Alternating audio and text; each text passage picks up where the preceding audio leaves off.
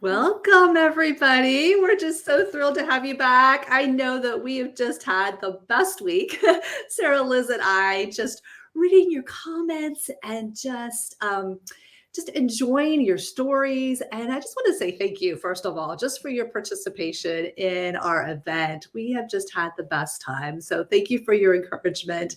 I woke up to here in Oregon to 28 degrees and super frosty. So I feel like it's a little bit like I'm wintering in, well, I'm going to pretend it's France instead of Oregon, but it's got that feel to it. So I feel very wintry. And Sarah has outdone herself there with her wintry, frosty Eiffel Tower.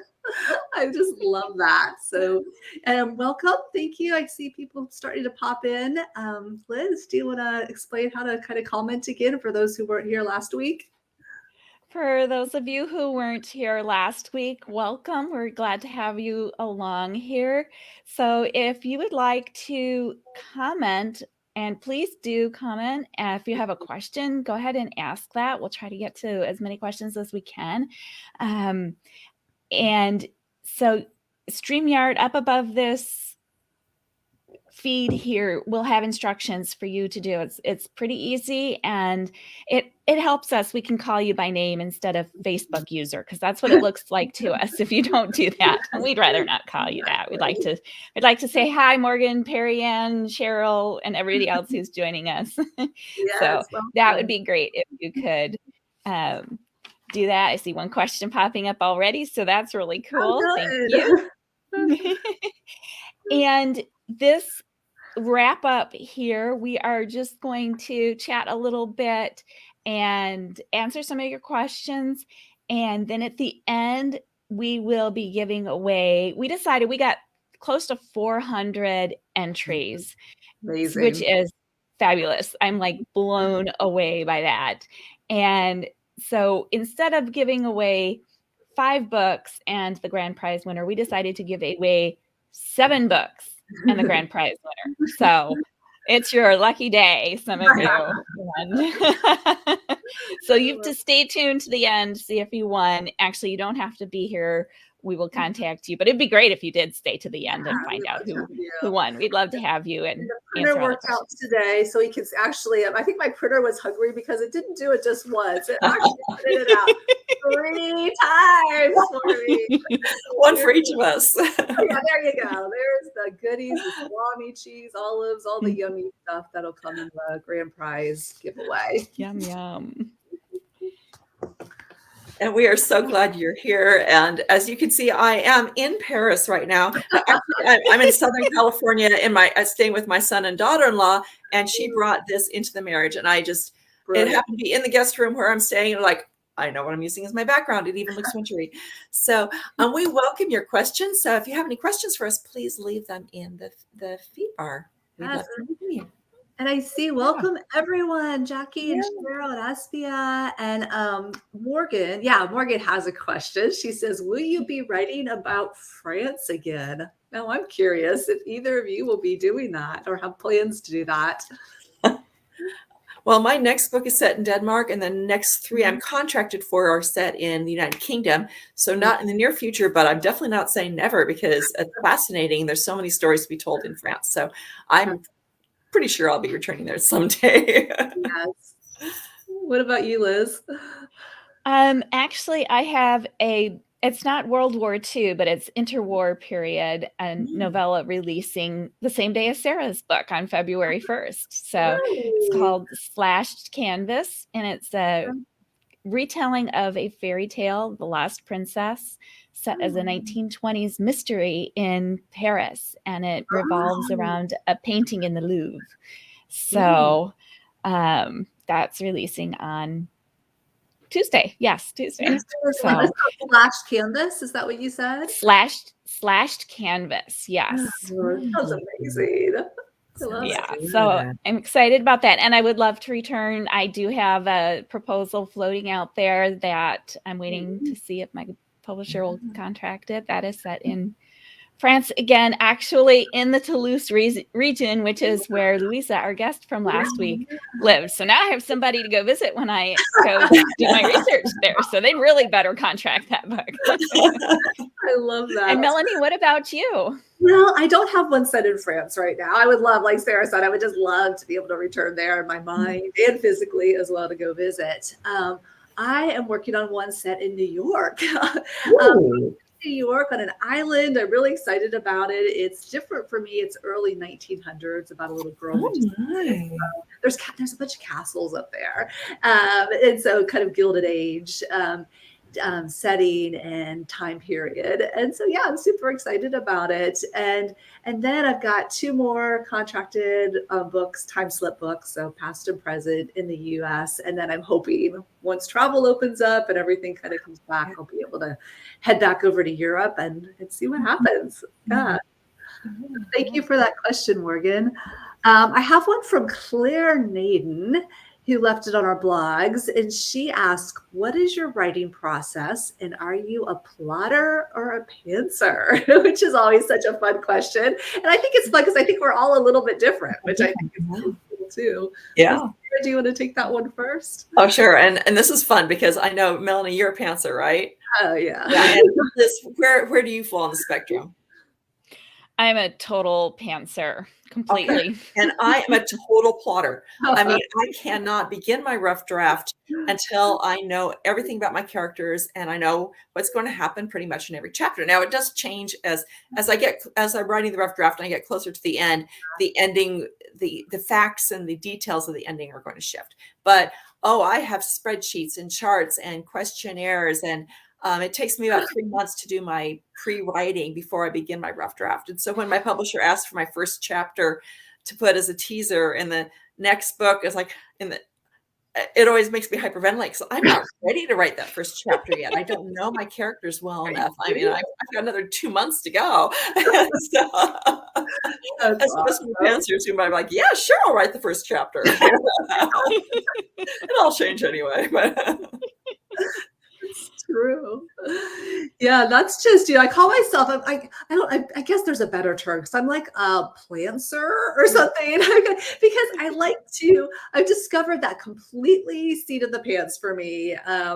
It will take me a lot longer to write the novel because I go here and I'm like every direction, right? And so I've discovered for me, it's really good to, I do really in-depth character profiles now. You probably inspired me, Sarah. Thank you for that. And that's really helpful for me just to know my characters really well. And then if I know them and what they're motivated by and their goals, I have a much better idea of then how the story is going to proceed. Now, I usually have, I have a little bit of an idea going into it plot-wise, but I have tried to outline and it just kills my plot. I can't do it. Like, it's like in the moment, I'm like, ooh, this could happen or not. Like, I sort of see it as I'm discovering the story with the reader, and it works for me. Yeah. What about you, Liz? Yeah, I do the same thing as you. I get to know my characters pretty well before I start writing. So I'll spend a week or 2 just doing characterizations and things like that. But they change too. And, I can say that they like or dislike something, or they have this or that in their past, but I'm now 60,000 words into my next World War II novel, which is set in Greece and due out in the end of the year. But when I hit about 50,000 words, it was like all of a sudden they opened up to me and they started showing me all these new things. And so right over there, I have a huge whiteboard and it's all scribbled over now I'm like jumping up. Ooh, you told me this has happened. Oh, you told me that about your life, so I like that, like Melanie said, I get to discover the story as I write it. And to me, that's super fun and super exciting because I never know. I know the beginning and I know the ending, but I never know how I'm going to get to the end. And I'll be like at the end and going, that's good. I don't know. I like that. That would take out a whole lot of stress if I knew the end, parts of the ending at least. I love that. Like we all have similar settings, similar books, similar, our stories are similar, but our processes in getting there is so different. And what's amazing is that you could read a novel And you can read novels written by all three of us and say that is a novel, a well put together novel, and yet we all come at from different. And that is amazing to me, that you can take such completely different processes and come up with something that we can all label as a novel. It's astonishing to me. So you can't do that in any other field. It all works, I know. And we're the only field that we can say, like Liz was saying, that our characters are talking to us or telling us which direction. You know, everybody else would be like, oh, what's wrong with you people? You know? And I'm a pharmacist. So my teenagers, of course, you know, teenagers, and they look at me and said, Mom, you're a pharmacist. You know how to treat this condition. Characters talking to. It's like, it's not that. I know they're pretend, but they do talk to me. If I really think that they're honestly real, then we need to talk. I know my favorite thing is I'll be doing the dishes. Like when I'm doing manual labor, I feel like, not that that's tough manual labor, but doing the dishes or clean the house, like I feel like that's the time that they're talking. Yeah. But my husband will come up behind me and he'll be like, Melanie, and I'll be like, shh, they're talking. They're talking. A little concerned. Don't interrupt. That's rude. You're interrupting this conversation. It's brilliant. All right, let's see. Morgan asks, what your favorite French food? What's your favorite French food? I think I like French onion soup. And the funny thing is that it is very regional. I found out the hard way. In Paris, I love the French onion soup, the beef broth and the onions and the bread with the cheese. Oh, amazing. We were in Provence and French onion soup was on the menu. I ordered it. It's a fish soup base. And I don't, as you can tell by my face, I don't like fish. And of course that was the meal. So that was it, and the piece of bread. Like, I can't eat this, and I'm so hungry. And it's rude not to eat it, but the fish taste is so strong. So anyway, I like the Parisian style of French onion soup. I like it. What about you, Liz? That's funny. I love lots of different French things, French foods. Tomorrow, my mom has asked me for dessert. We're going over there for lunch to make crepes. And I absolutely love crepes. I mean, you can make them sweet, make them savory, and they're not as hard or scary as they sound. And I love, now ladies have been to France, so maybe you can correct me, but I believe Nutella is a very European thing in general. And when I was in Greece, over the summer, you know, you'd order cake with chocolate sauce or something like that, and it would not be chocolate; it would be Nutella. And that's what they consider chocolate in Greece, is Nutella, and which I love. So I have no problem with it. Eat it by the spoonful, you know. So I put Nutella in mine, and we put sometimes strawberries or bananas or something in there, and just roll it up with lots of whipped cream and. Yeah. Excuse me, we get something to eat real quick. Hey, it's lunchtime here where I am, so I'm really making myself hungry. You're really hungry. For me, the soup thing, there is a white asparagus soup that you can only get, I think it's like May, June, that I've had there. And it's amazing. So it's one of those things you just, I can't replicate and I've never seen before. And it's seen as seasonal, but that's amazing. Honestly, though, like when I go to Europe and France, but Europe just in general, cappuccinos, I cannot drink milk in the United States. I just can't do it. But I can go to Europe and I can drink their milk. And I don't know if it's, people told me different things about how they treat it or pasteurize it or what the cows are eating. I don't know what it is, but I can drink it. And I'm just like ordering cappuccinos left and right. So it just makes me happy to be able to go there and do it. It feels very authorly too, I think. Okay, so let's see. Cynthia had a question. I think it was Cynthia. You guys are awesome. I really appreciate all of these questions. This is great. Something about us co-authoring a book together, which just makes me, I love that idea. That would be fun. Yeah. I was suggesting that. How fun would that be? But then she asked, have any of you co-authored a book or plan to do so in the future? I guess just in general. I have co-authored a nonfiction book, actually with Morgan Tarpley Smith, who's on the stream here. We did a book called A Split in Time on how to write time slip fiction. And we had the best time. Like our interests and our talents and gifts and stuff just kind of complement each other. And so we were able to use both of our gifts and be able to come together and collaborate well on that. But as far as a novel, have either of you ever collaborated on a novel? Only novella collections. And I know Liz has done tons of those. Yeah, I've done that too. I've only done one. I've done with Tricia Goyer and Kara Putman, which is World War II based. Oh my goodness, that was fun. That was a lot of fun to do. It was like the candy store, wasn't it? Yeah, Kara's was set in a candy cane store. And then we did them with siblings in the same family, so they were really interconnected, and that was a lot of fun. And because we were really, I think most novella collections is basically you've got a theme and you don't really talk to each other. But because we were working with the same family, we had to get our stories straight between the three siblings. So that was fun. It was really and that's when I earned my nickname, the Spreadsheet Queen, because I had all these spreadsheets. Because Tricia and Kara are like idea, and I'm like, okay, corral the ideas. Liz and I. So I'm putting them on a spreadsheet so we can all access this, and we all know when everybody was born and what they do and what they look like, so we're not writing on different characters. We need you, Sarah. Yeah, we do. They're so necessary. I love that. All right. Tina St. Clair Rice says, do you ever have characters that take your story in a different direction than you had planned? Good question. Liz. All the time. In A Picture of Hope, which is the book that's set in France, the proposal I sent to my publisher for this, the children they were supposed to be trying to get across the border were supposed to be Jewish children. So I was kind of following the script of what the French resistance had done.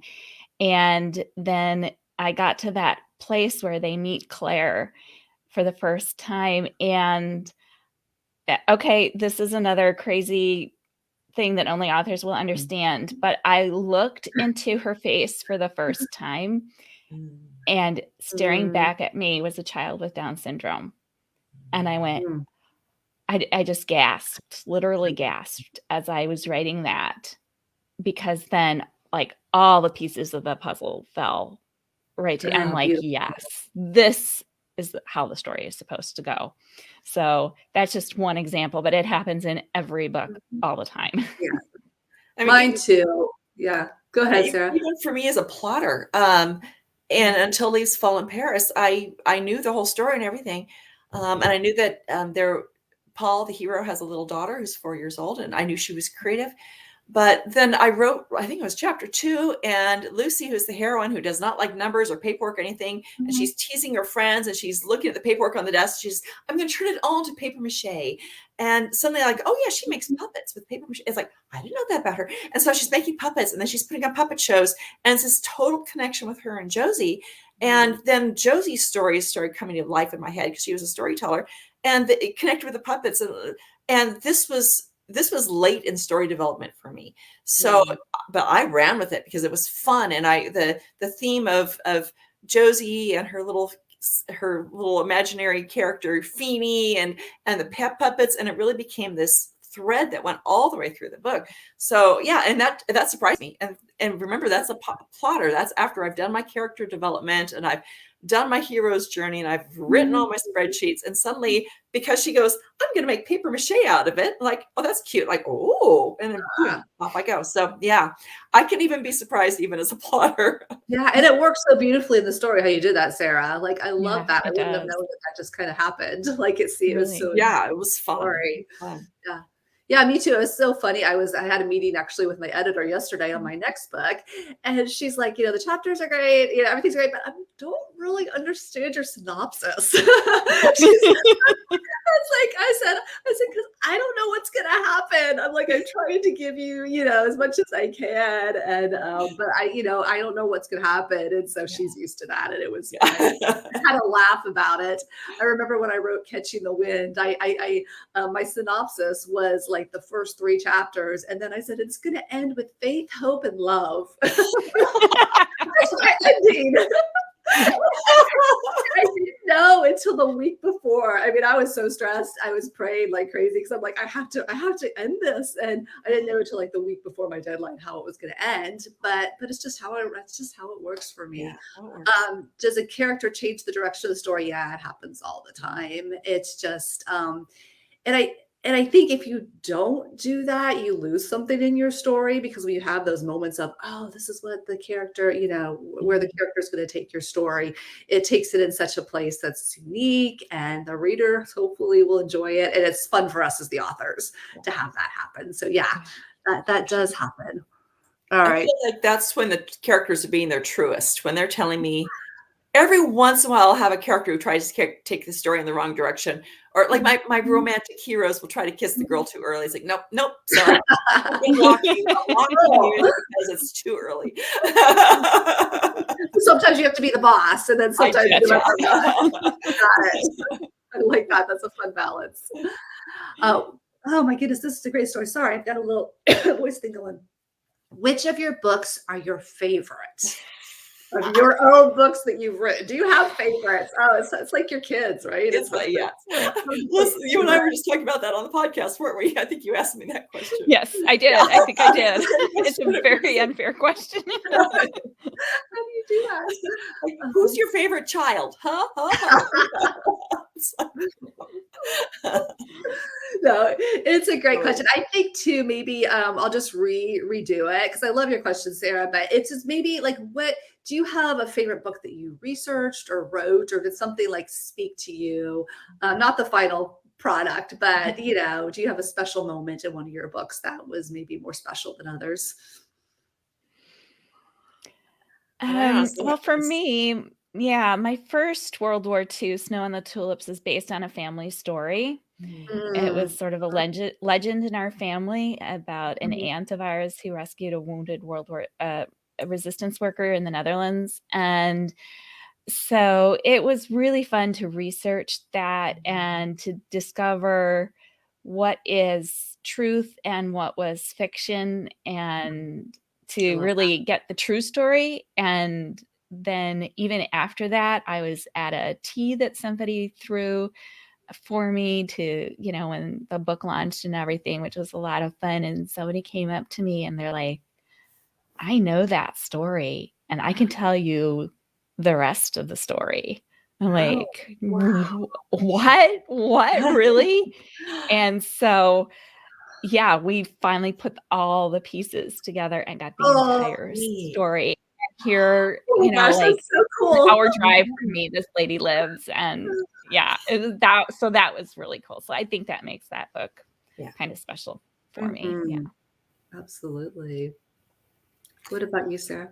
I think honestly, actually, what Liz said reminded me, because When Twilight Breaks was inspired by my grandfather's story. Actually, inspired because it's loose, because he was a German major, and he was an exchange student in Munich in 1935 to 36. That's Hitler's Germany. When I found that out, that was like, whoa, he was an American student in Hitler's Germany. So that inspired us. What would it have been like to be an American in Germany, in Hitler's Germany?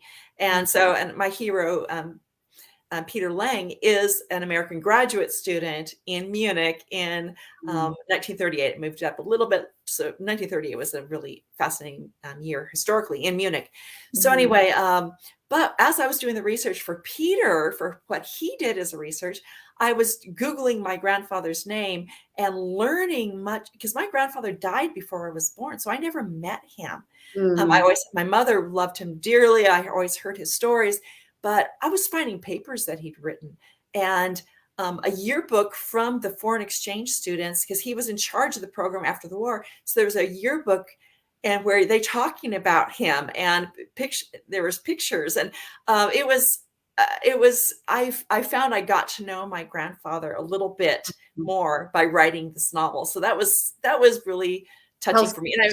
And I was just I constantly sending links to my mom and my aunt because they're both his daughters, and if they hadn't seen some of that stuff, so it was neat. It was really neat. That personal connection. I think I hear that in both of your stories. And I would say that as well for my story. When I was researching Shadows of Bladenbrook Manor, so this was like almost 10 years ago, I was in England and just having the best time. And this lady volunteered to kind of take me around because I wasn't going to drive on these back roads. And it was hilarious because we ended up getting lost anyway. She, even though this was her home area. But I had a character in that story that was on the spectrum, the autism spectrum, but it was the 1950s before people even knew what that was. And I wanted to be true. And it was a very personal story for me and my family, and something I really wanted to communicate. I loved my character and the mom. I just loved it personally. But as she's talking to me and I'm telling her about my story, she said, well, actually, I was a special education teacher here in the 1950s. I was like, you were? And she just like poured it out, like, this is how this child would have been treated. This is what people would have thought. This is how they would have been, kind of separated from the community. And it was absolutely what I needed to make that story come alive. And so, that personal connection of something that happened in my past, and then the resources to be able to write about it in a just a knowledgeable way was just such a blessing. Yeah, I love that. Thank you for asking that question, Sarah. Okay, Mary Sunshine says, what was the most interesting information you discovered while doing this book in particular? And then what do you think about that? Morgan says she had asparagus soup in an Austrian restaurant in New York City. That makes me so I'll go ahead and do the question about the research. I'll start with it. For the Winter Rose, I really wanted to have a character who could, who has synesthesia, which is something where you can see letters in color, or you can see number, like people. It's just this really unique gift. I call it a gift, where you see things in color and movement. And it's kind of like when two senses are crossed. People have two senses that kind of come together. And so I really wanted for my one of my characters to be able to see emotion in color. And there's 72 types of synesthesia I've learned, and people in Europe are very familiar with it historically. It's something we don't talk about a lot in the States, but historically it worked. And so just being able to research that was so intriguing to me.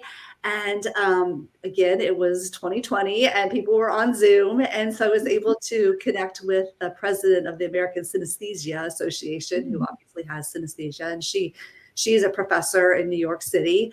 And she spent a couple hours with me on Zoom as well, and just explained what it was, how it worked, and how people that have this unique gift that they have will argue about, oh, this is orange or this is red, or like they don't see consistently the same color, but it's just so fascinating. And so that was really fun for me to research. I'm going to go with a little trivia thing. Yeah. Mein Kampf was banned in Nazi-occupied Paris. What? They had what was called the auto list of books that were banned, and most of them were what you'd expect. They were written by communists or Jews, or were disparaging of Hitler in any way. Well, they banned Mein Kampf because it was written they didn't like the translation. Oh. So, and I know that because I wanted to have Lucy. My proposal and my early chapters had her taking the cover off of Mein Kampf and putting around banned books and passing it to her customers, so she could sell banned books and look like, hey, I bought Mein Kampf. And then she'd burn Mein Kampf. I love that. And then found out she couldn't do that because she couldn't get Mein Kampf was also banned. So I just thought that was like an interesting little thing that history got in the way of your story. I know I did, and I had to work another way around it. So I had her burning dictionaries, I think. But yeah, it wasn't quite the same punch as burning Hitler's book. But like, she couldn't do it, so I couldn't do it. But yeah, that's interesting little trivia. Yeah. What about you, Liz?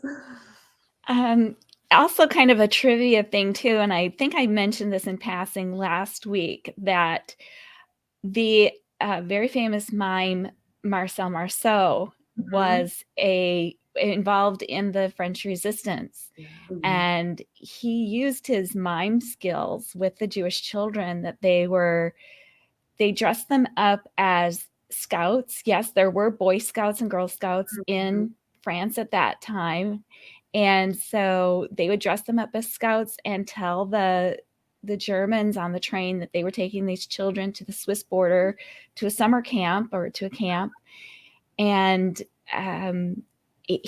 when they got into dangerous situations, he had taught the children miming. And so he taught them to be able to be quiet when they needed to be quiet by using his miming skills. And so I just thought that was so fascinating. And I believe, now I'm not going to remember the exact number, but like 73 sticks into my head. So I think he saved somewhere in the area of 73 children by teaching them mime, basically. So I thought that was so fascinating. So I do mention him in passing in the book as well. I thought this is just too good. But his name was Marcel Mandel at that time. So I think I mentioned it in the author notes that that was actually Marcel Marceau, but I do mention him in the book. Yeah. I love, and just like this beautiful thing of using your gifts. Like, who would have thought that miming would be something you I could know, do? my baby's Like, like, kids. You know, he was like, this is how God's gifted me, and this is what I'm going to use it for good. Yeah. Cool. That's so inspirational. All right, so Jennifer Erickson asks, she says, it's wonderful to get to know someone by the books they love. We all have a book that's changed us forever. One that lets us know we're not alone. What's yours? Do you have a special book?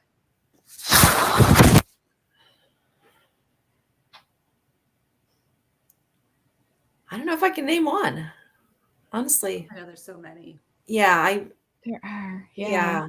I honestly, I don't think I can name one. I have a couple that I just thought of offhand. One was Emily Climbs, which was a book I read as a kid. And I remember reading the story. It was about this little girl who decided that she wanted to be a writer.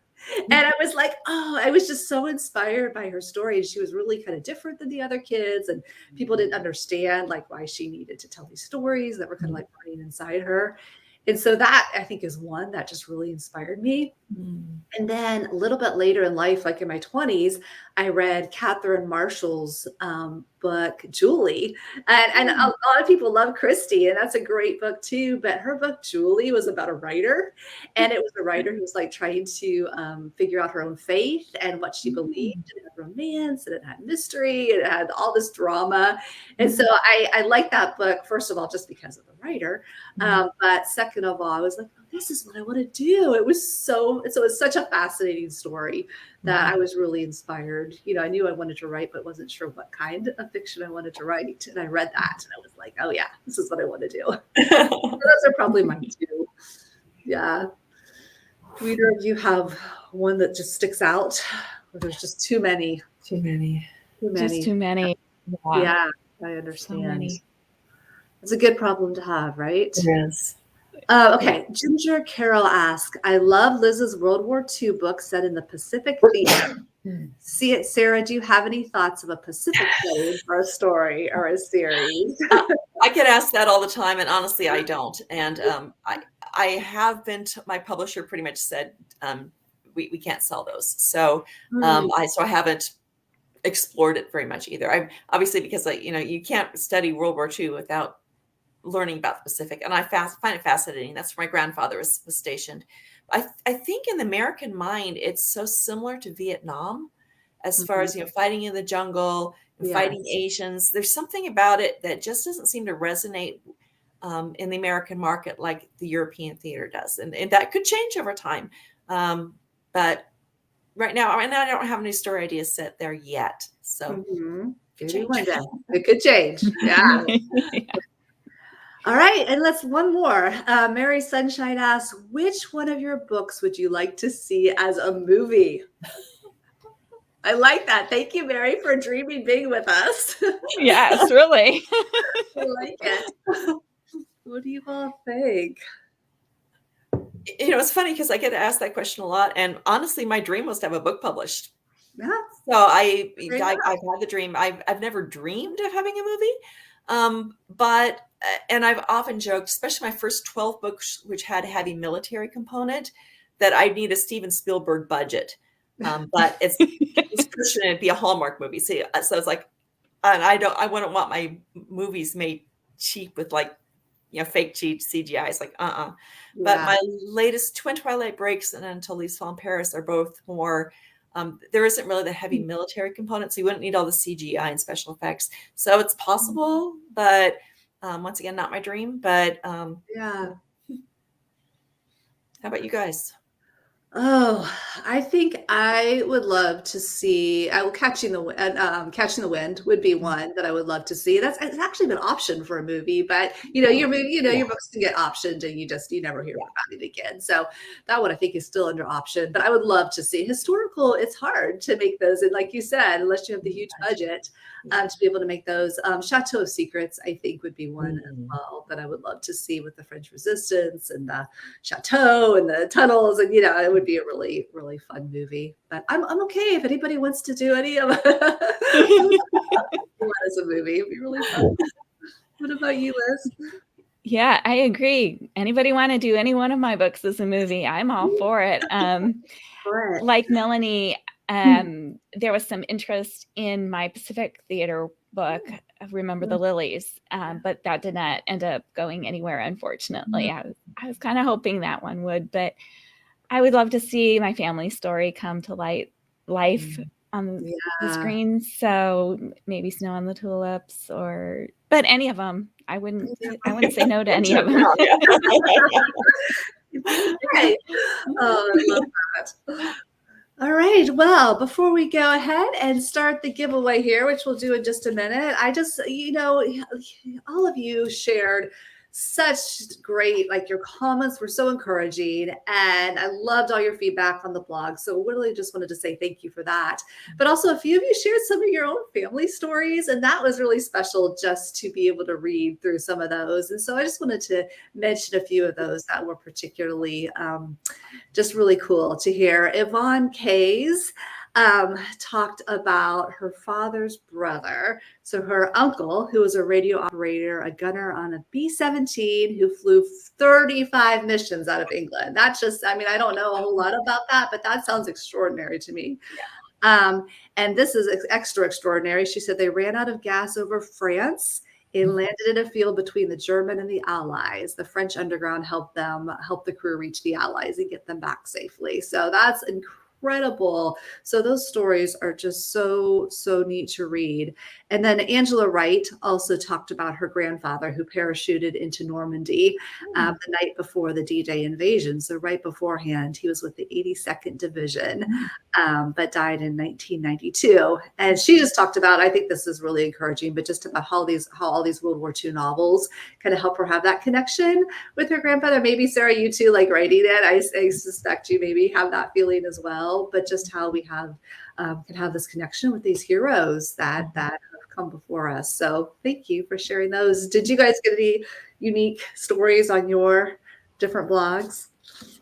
Yeah, it's something similar with Diane Yancey, who shared that her father was in Patton's army in Europe and helped liberate Germany, and Bridget, whose grandfather served in the Pacific and in Alaska, which I'm always fascinated by the story in Alaska. I just think that's a really cool story. So yeah, and I get those comments a lot where, especially a lot of the men when they came back, did not talk about their experiences for a reason. That was to protect their hearts. My grandfathers were storytellers, so for me that was a foreign concept. They came home, they told stories, but anyway, I get a lot of comments from readers saying, thank you for helping me understand my dad, my uncle, my grandfather, my husband, because they had closed off and didn't talk about it. So by reading fiction, they were kind of able to understand what some of the servicemen went through, and therefore understand their own family members better. And I think that's not why I wrote the stories. I just want to tell stories. And I just love that it, helps people understand family members better. That's really special. Neat. Yeah. How about you, Liz? Well, Lisa Hudson talked about how two of her great uncles were POWs captured after the Battle of the Bulge. So that's really interesting. And one escaped. And I'd love to hear that story, Lisa. You've got to message me and tell me the rest of that story because you just never know. And one was freed. So really cool. So thank you, Lisa, for sharing that. And then a little bit different. Sorry, I lost my cursor so I can go back up to this comment here. Shannon Krause talked about how she appreciated my book because it included a character with Down syndrome, and she has a son with Down syndrome. And she said he is amazing, funny, smart, handsome, and every other wonderful adjective. And so I would agree. And with my daughter, who has an intellectual disability as well, she has microcephaly, so it's a little different, but I would agree. I would give her every wonderful adjective that there is out there to describe it. So it was neat to connect with her sharing that. That's really cool. All right, I have one last question, and then we'll move right into the giveaway. I wanted to ask this from Jennifer Erickson as well. And again, thank you all for your questions.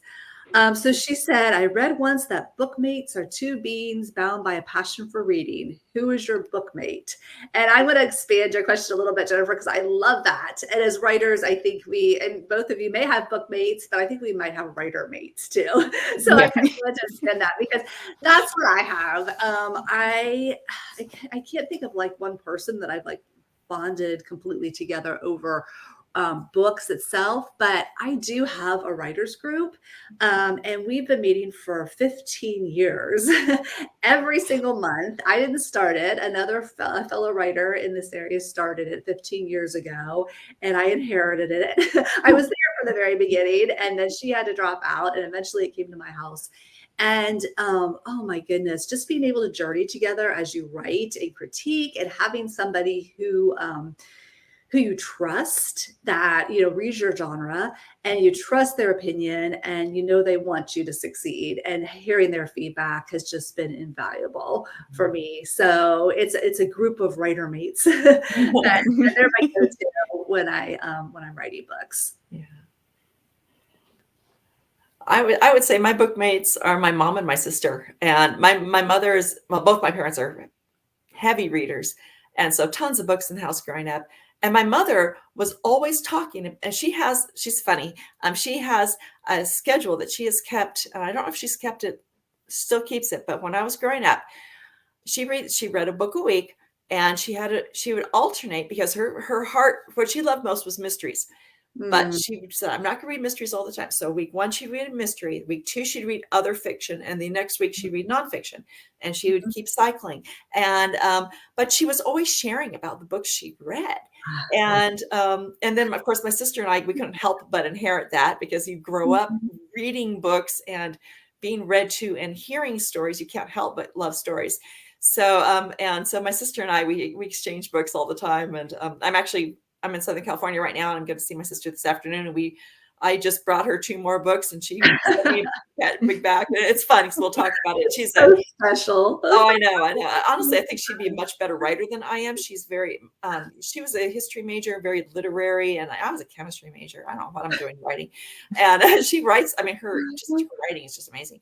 So I think, but anyway, she's definitely my bookmate. Oh, that's so cool. Neat. And I would have to say my mom and my niece are my bookmates. Like Sarah, growing up, my parents were heavy, heavy readers. We didn't have the TV on at night. Very rarely was that on at night. Instead, my memories are of my parents sitting on the couch reading. And that's what we all did. We all sat at night with our books open reading. And so still to this day, my mom just loves it when I talk about different authors.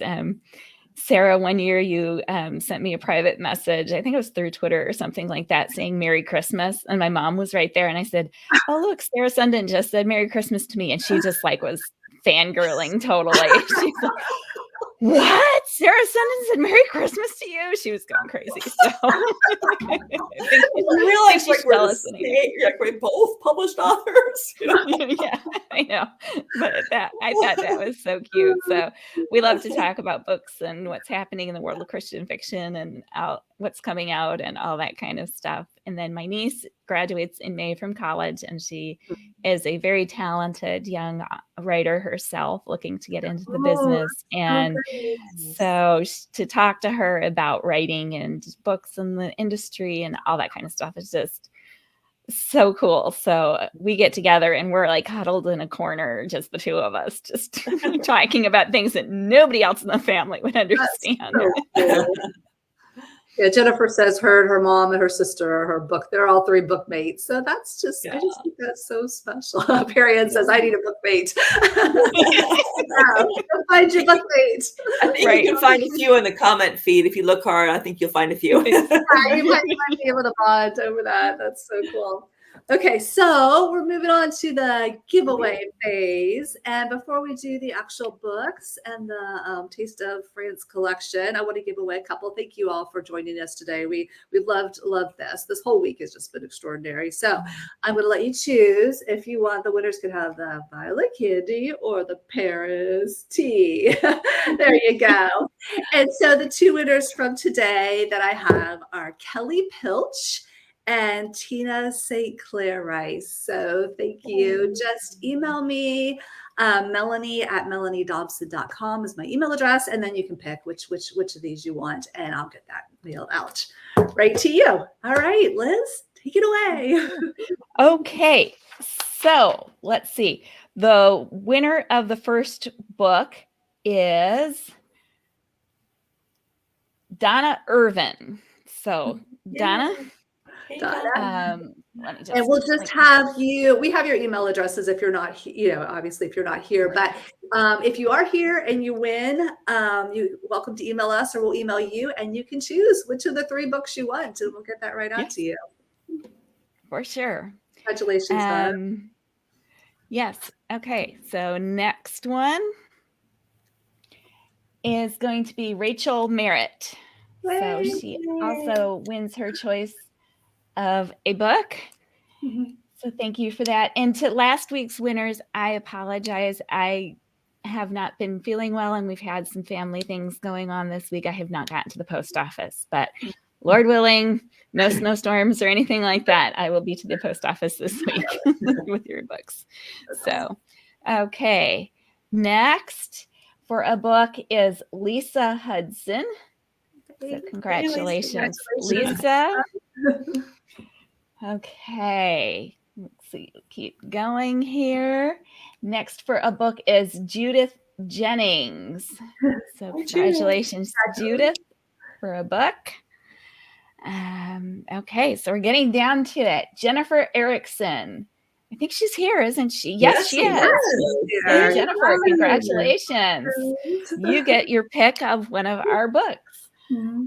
So we are down to just a couple left to go here. 2 more books, and then we'll be to the grand prize. So the next winner of a book is Amy Brasher. So congratulations, Amy. You get a pick of one of the books.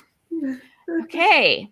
Last one for a book is going to be Melanie Bassel. I hope I'm saying your name correct. So congratulations, Melanie. Yes. I like your name. Okay. And that means that our grand prize winner is of that beautiful basket. And all 3 books. Yeah. And all 3 books. Right. Yeah. And all 3 books. Sorry about that. Oh, great. Nancy Bremenschenkel. I hope I said that right, Nancy. You know who you are. Nancy Bremenschenkel, you are our grand prize winner. That wonderful iGourmet basket and all 3 of our books. So congratulations. Congratulations, Nancy. We'll get that right out to you. And thank you all for participating in the comments that you left. And if you signed up for our newsletters, thank you for that. too. So it was a blast. And I've just been so honored to be a part of this with Melanie and Sarah. Just, I can't tell you how honored I am by it. So also, it's been fun. I've loved it. Yes, it's been so much fun. And just to be able to connect with you all and to partner with Sarah and Liz, it's just been so fun. But we hope that you enjoy just kind of traveling with us over the next couple of weeks through our books. We'll go to France together. And Sarah has her book coming out on Tuesday, which is so exciting. And then Liz, your novella coming out on Tuesday. So congratulations to both of you. That's huge. But yeah, thank you all so much for joining us. Thank you. Thank you. All right. All right. Everybody have a great rest of your weekend. And congratulations, everybody. Yeah. Yes. Bye, everybody. Bye. Okay.